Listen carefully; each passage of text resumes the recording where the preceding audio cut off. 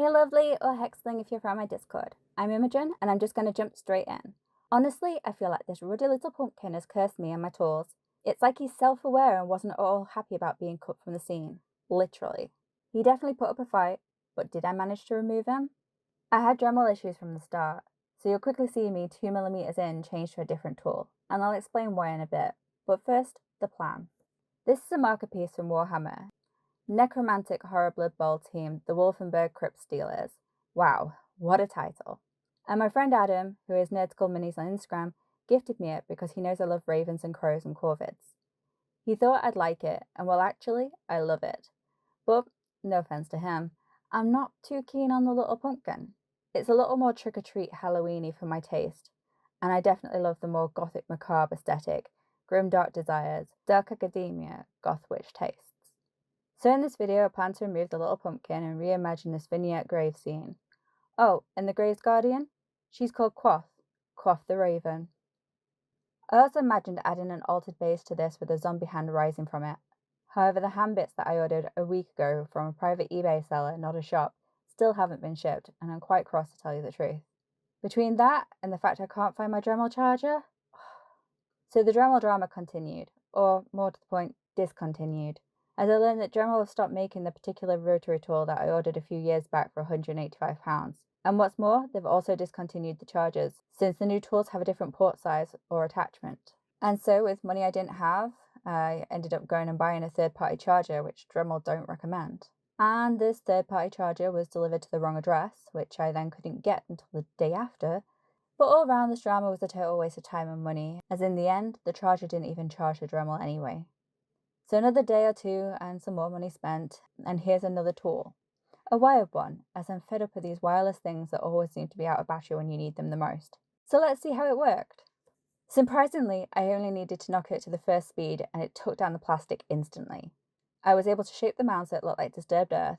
I also placed my thumbnail over any parts that I didn't want to accidentally remove.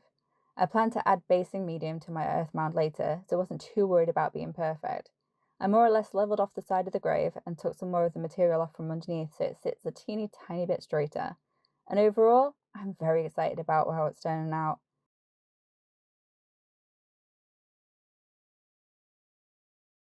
So excited so that I totally forgot to do a close-up shot and jumped straight into priming. Sorry. But no, I'm really happy. And I chose to prime a Colourforge rattle can in Raven Black for ease. That, and I couldn't be bothered to clean my airbrush. I didn't need to zenithal prime this one. An added bonus that I get to mention my PK Pro affiliation. Link and 5% discount code are in the description. I do of course get a commission when you use my link and code, at no extra cost to you. But please note that certain liquids and flammable products like these cans can't unfortunately be shipped outside of Europe. So just to rephrase that, these cans can be shipped to UK and EU, but not anywhere else. See their website for details? But PK Pro certainly have other products, including models and tools, that they can absolutely ship worldwide. I wasn't sponsored or given these products or asked to do this little plug. I just wanted to add my affiliate link in to help me towards many upcoming projects, and dare I mention, upcoming giveaway. And so thank you if you do buy or have bought from them using my code. So as said, I use Colourforge's Raven Black Primer. Let it cure until the evening, and then prematurely use Loctite superglue to adhere the model to the base. I may have gone a little glue happy, but I've not had great success with this glue in the past.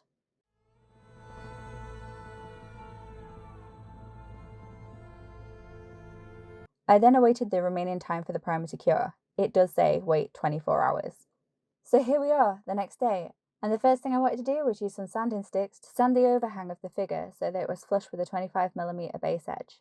The base is actually one out of a pack of 125mm bases I bought on Amazon UK, and I'll absolutely link that below as well. I thought I'd add a layer of Pro Acryl, coal black, over the whole model except for the base rim, watering it down slightly so it wasn't overly thick to avoid risking losing detail on Quoth the Raven, nor on the grave either.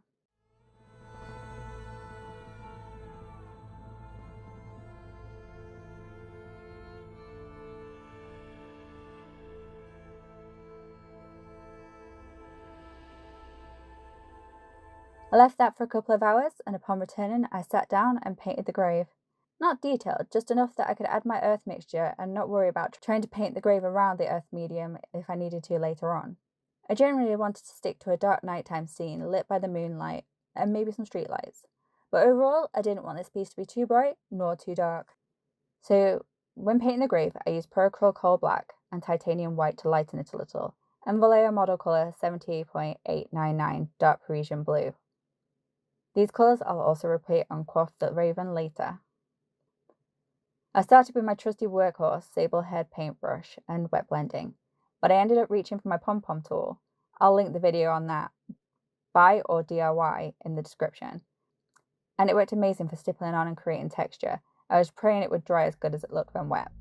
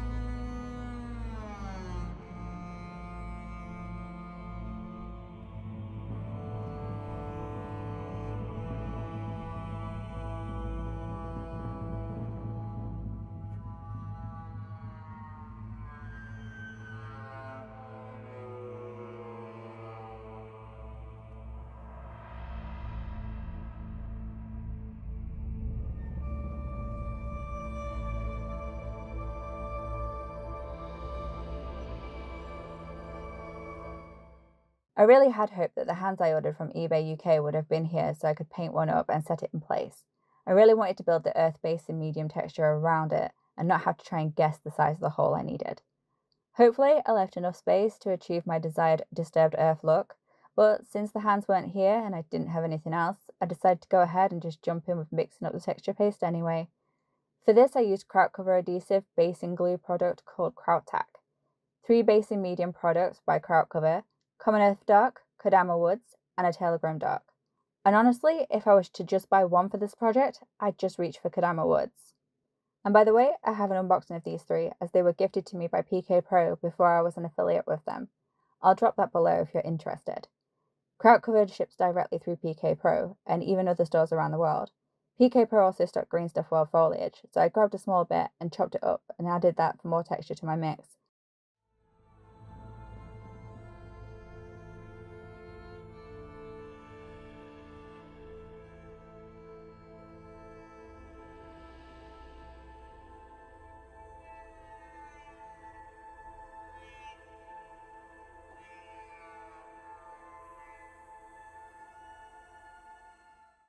I used a shot glass and a lollipop stick to mix the paste. But I definitely made too much. I could have absolutely used PVA glue and baking soda or powder for this mixture. However, Kraut Cool liquid products claim that they don't change the colour of the base medium, where PVA glue leaves a glossy film that would later need to be varnished down or painted over. Honestly, there's more than a few texture paste recipes online, or you could buy an effects product. Experiment with different mediums you already have. PK Pro carry a lot of different brands as well as their own, Kraut cover, and some more popular brands like Green Stuff World and Army Painter. Or as said, you could DIY your own, including using some moss.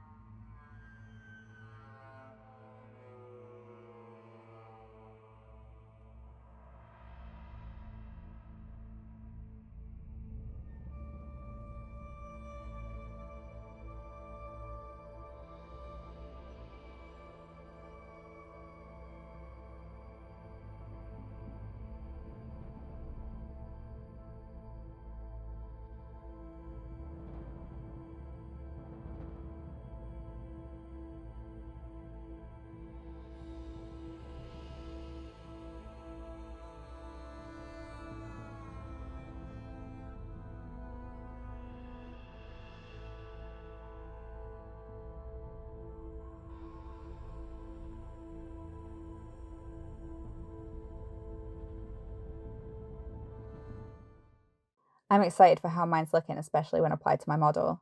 Once happy with how it was looking, I had to do the incredibly scary part. I had to set it with an overly generous amount of Kraut-Fixer. Kraut-Fixer is an alcohol-based polymer that requires several hours minimum to set. Best left for 24 hours, or at least overnight. The Kraut-Fixer is a fixative that not only sets the otherwise incredibly sticky, even when cured Kraut-Tac, it's a standalone product that holds large loose parts of basing medium in place. At least that's what I've seen in Chicken's tabletop crafting videos, and of course my own experiments too so far. Without Kraut-Fixer, Kraut-Tac when cured remains incredibly tacky. This sticky won't go away and requires sealing with a product like Kraut-Fixer, watered down PVA glue, white glue, school glue, wood glue, or whatever you call it, or some kind of varnish. I'd suggest Ultra Matte by AK Interactive. But since I have Kraut-Fixer and it should work, we'll give it a try. And therefore I invite you to come back next week to see if the Kraut-Fixer did what I hoped, as well as yet see what happens next. Did I totally ruin my model? How will I finish up the painting? Will I use PK Pro dry brushes? And if that hand actually arrived or not? Plus, how will I finish my Gothic Macabre piece and how will it differ from that original trick-or-treat vibe design? Be sure you've hit subscribe and the bell. If you made it to the end, please give this video a like and comment. Perhaps tell me if you would have kept the pumpkin or not, and perhaps what you would have done differently.